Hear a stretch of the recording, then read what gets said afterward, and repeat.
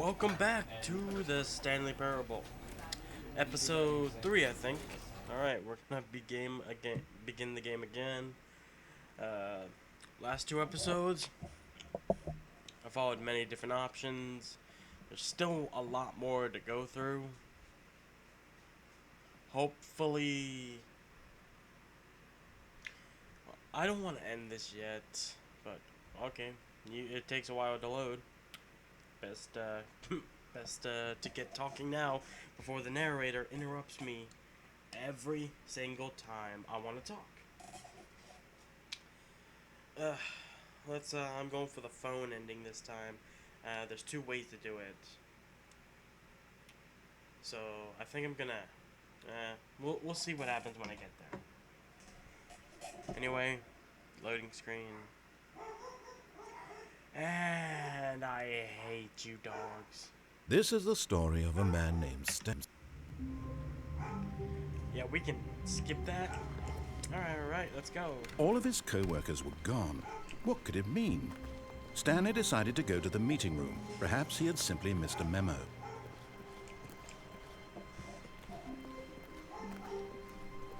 When Stanley came to a set of two open doors, this was not the correct way to the meeting room, and Stanley knew it perfectly well.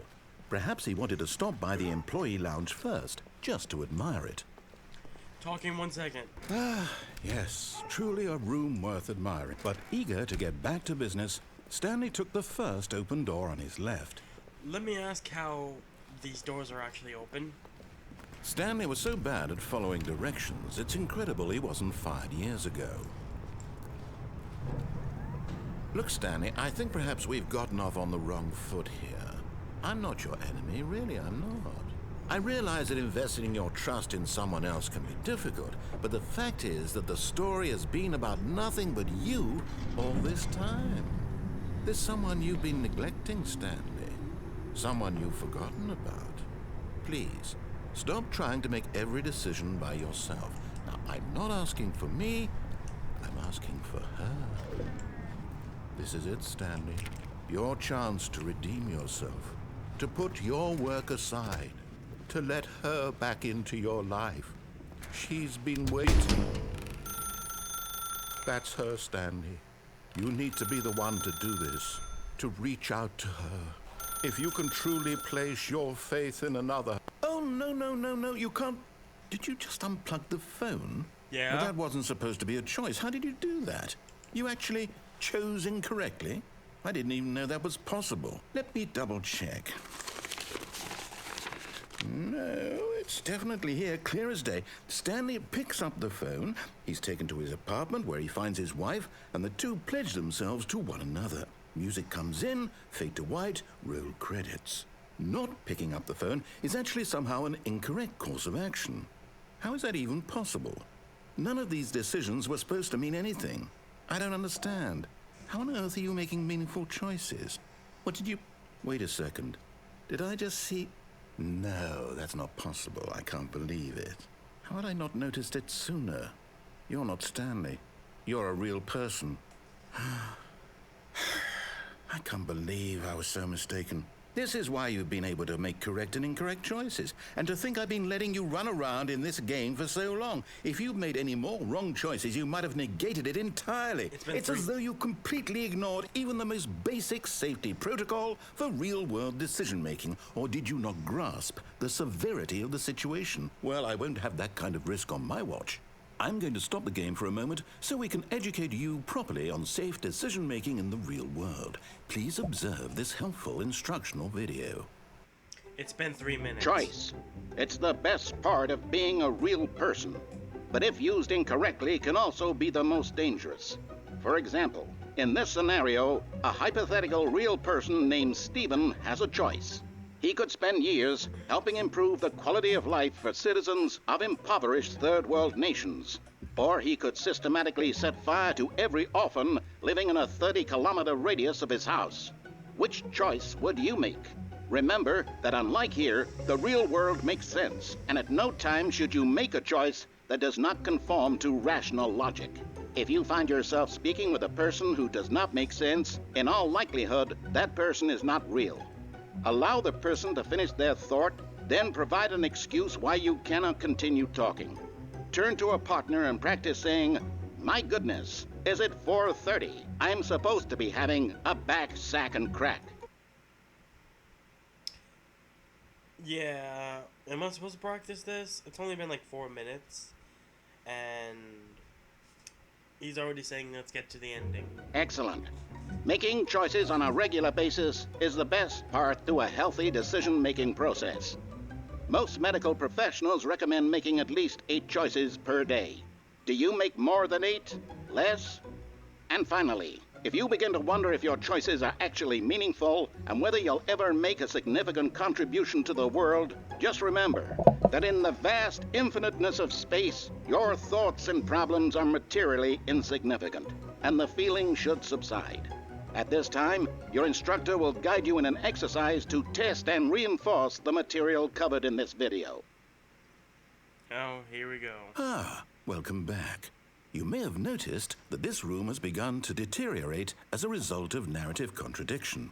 But not to worry. Now that you're properly informed on good decision-making, we're going to revisit a choice you made just a few minutes ago and see what the correct thing to do would have been. This way, please.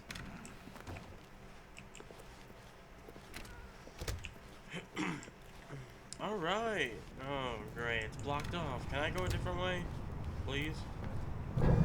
Now that we know your choices are meaningful, we can't have you jumping off the platform and dying. Damn. Imagine the main character dying senselessly halfway through the story. That story would make no sense at all. We just need to get you home as soon as possible before the narrative contradiction gets any worse. Unfortunately, it seems this place is not well equipped to deal with reality.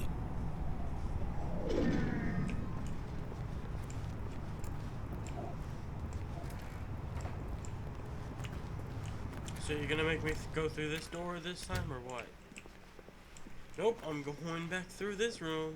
Oh, it's such a beautiful sight. Almost there. You'll take the door on the left, back to the correct ending, the story will have resolution once again, and you'll be home free in the real world. But will I, though? But will I? Now remember, all you need to do is behave exactly as Stanley would. That means choosing responsibly and always putting the story first. I'm quite sure you'll be up to the task. Just follow my lead and you'll be fine. All right. When Stanley came to a set of 2 open doors, he entered the door on his left. The thing is... No! Why did you do that? Quickly, hurry back in the other direction. Perhaps we're not too late.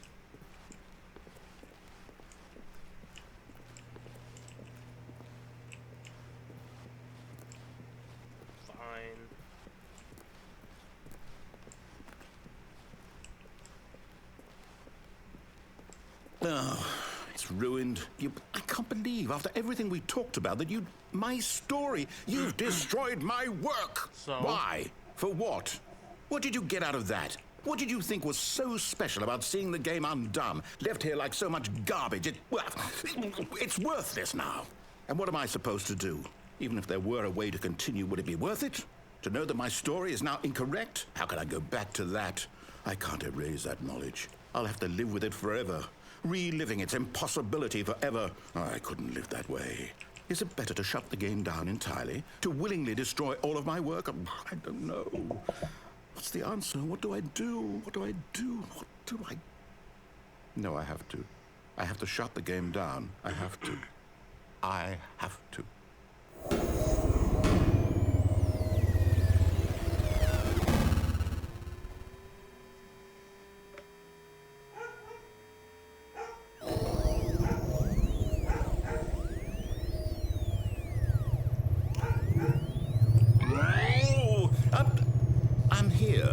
I'm still here in this pile of rubbish, with you, who thought you were so clever. Now look where we are. My entire game is destroyed. It was the only thing in the world that was mine, and you've run it into the ground. What, did you think that would be funny? You just had to see? Didn't I impress upon you how important it was to be like Stanley? He actually knows how to do what I tell him to. He understands that if I say to do something, there's a damn good reason for it. That thought hadn't even occurred to you, had it? That there's a world outside of you? You're a child. Am I? Oh, my story. If you'd just gone through the door on the left, you would have seen it. There was a whole underground facility. You would have destroyed it and been victorious. It would have been so perfect. I worked so hard on it. I tried so hard. Yay! Behave exactly as Stanley would.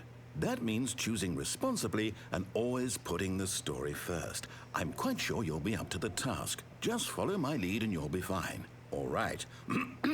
When Stanley came to a set of 2 open doors, he entered the door on his left. Deja vu? You know what? I'll listen to you, narrator. Like, this is very much deja vu.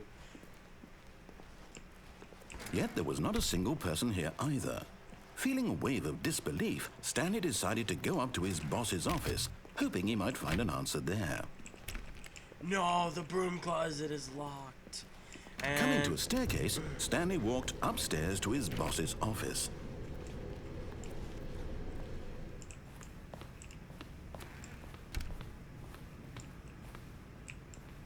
Stepping inside his manager's office, Stanley was once again stunned to discover not an indication of any human life. Shocked, unraveled, Stanley wondered in disbelief who orchestrated this, until he saw the door with a voice receiver next to it. Surely behind this door lay all the answers to his questions.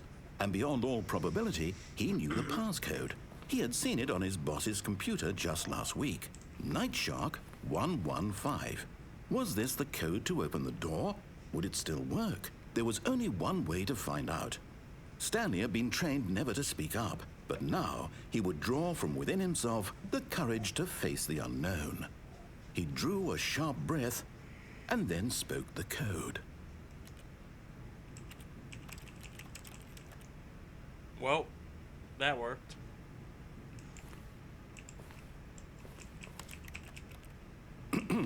Stanley spoke the code. Night Shark 115. He spoke it into the receiver, right there on the wall.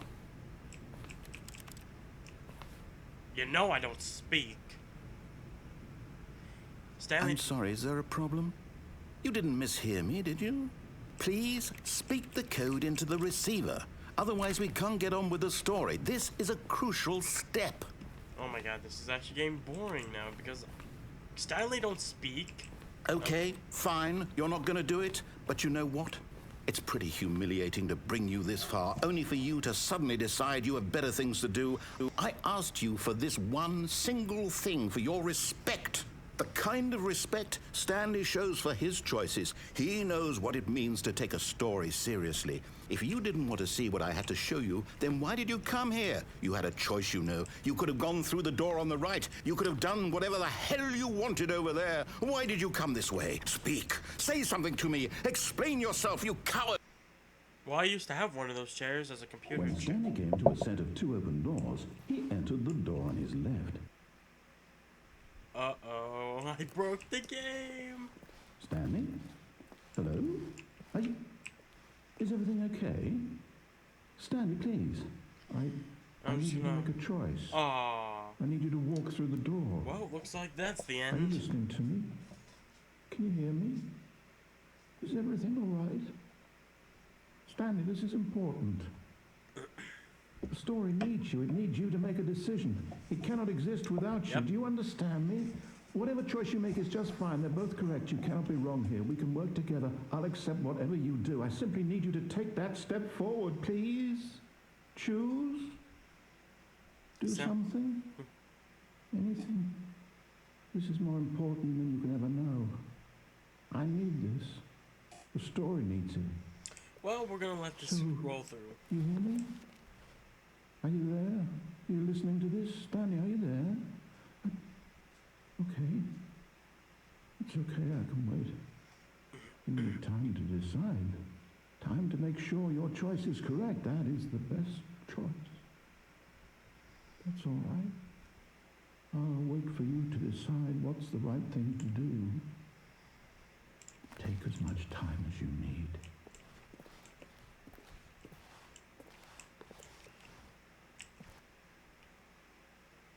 So, was that it? I guess that was it. Let the loading bar go through. If I'm back at my... Alright. Episode 3 is over. Hope you enjoyed. Take it easy.